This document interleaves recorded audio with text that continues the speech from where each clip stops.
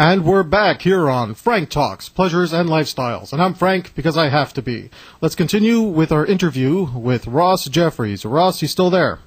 Yeah, I think you should say I'm Frank because I choose to be, and don't you love it, ladies? You know, it's funny. I'm just laying here on the floor in my palatial estate in Marina Del Rey, California, right next door to Venice Beach, 5 blocks from the ocean. I'm thinking, I've been doing this a long time. I have done radio all over the world at every hour of the day, 24 hours around the clock, all different times of the day or night. I've gotten up at 3 in the morning my time to do drive time in New York. I'm in L.A., so I'm 3 hours earlier than that. I've done radio in the studio live. It's been a crazy career, and I think I've done well over 400 radio interviews.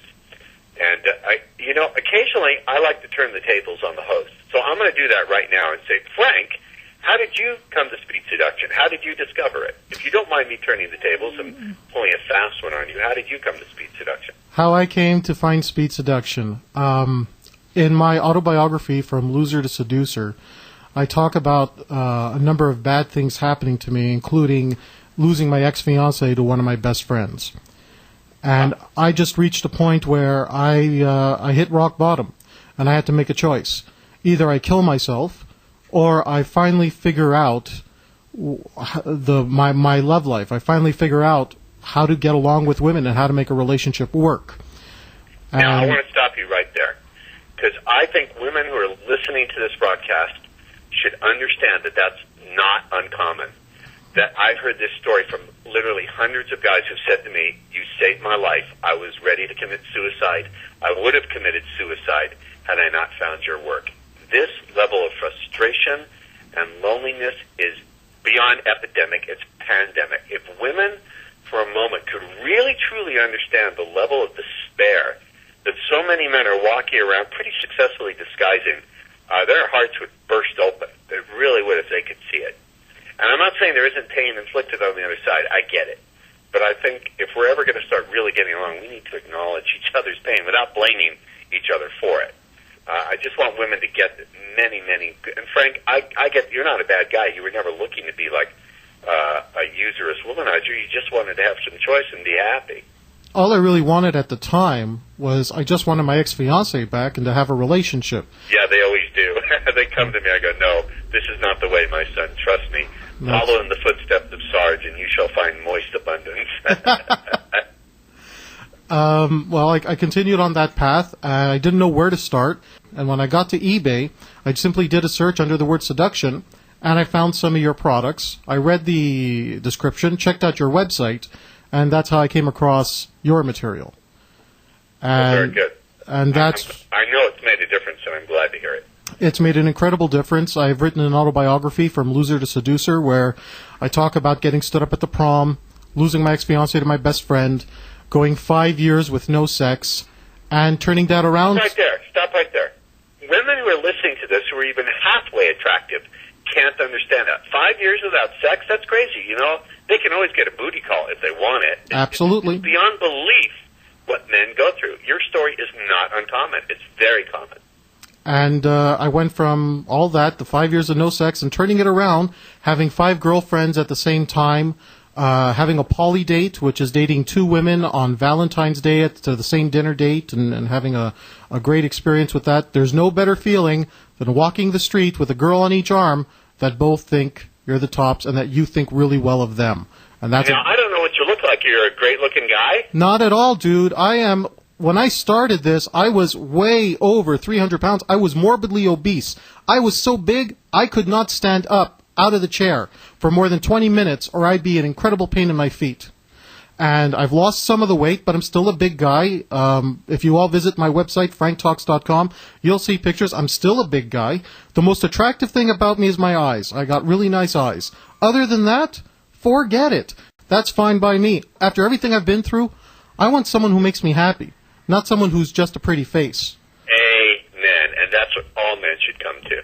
All men need to come to that discovery, but first they need to go through some mountains of flesh before they do.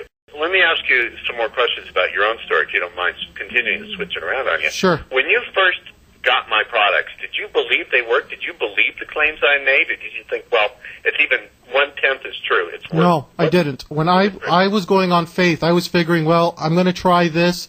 The money that I blew on your products, I figured I was going to blow even more money on women that and not get anything for it.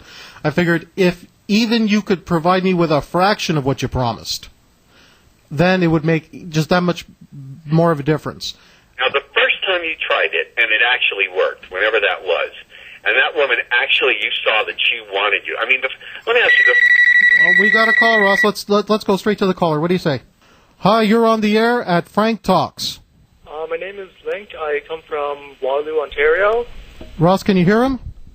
Barely, but that's okay. He's Rick from Ontario. Yeah. Okay, I have a question. My problem is that I'm afraid of going out and approaching people because rejection threatens my self-image of being good with women, and my subconscious allow that.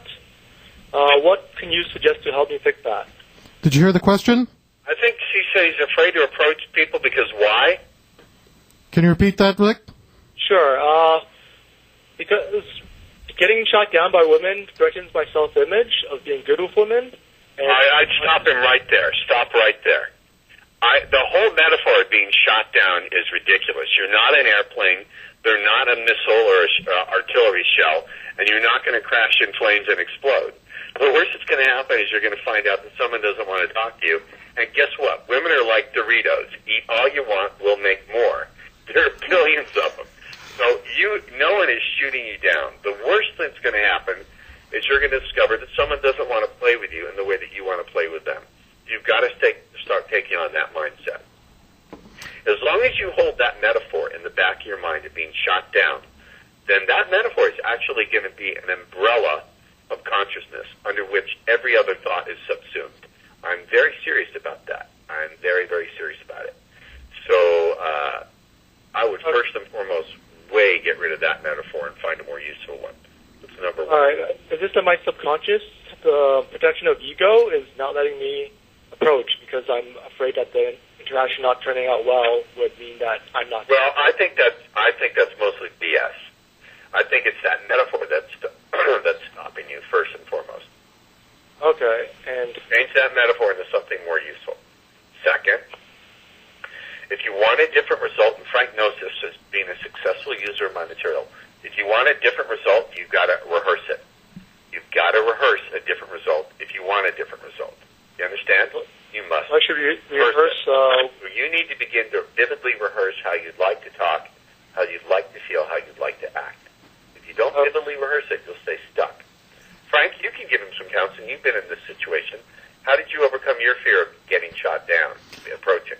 The way I overcame it is I just dealt with the fact that, you know what, rejection never feels good, and no matter what level you achieve, you're still going to get rejected sometimes.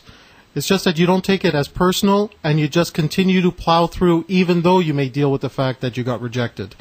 But once you're actually dating more women, and once you actually get that experience under your belt, it isn't so bad. It's not so bad that some girl doesn't call you after you give her your card. It's not so bad that you get rejected. Why? Because chances are you've already got two or three other women who you'll see later on in the week.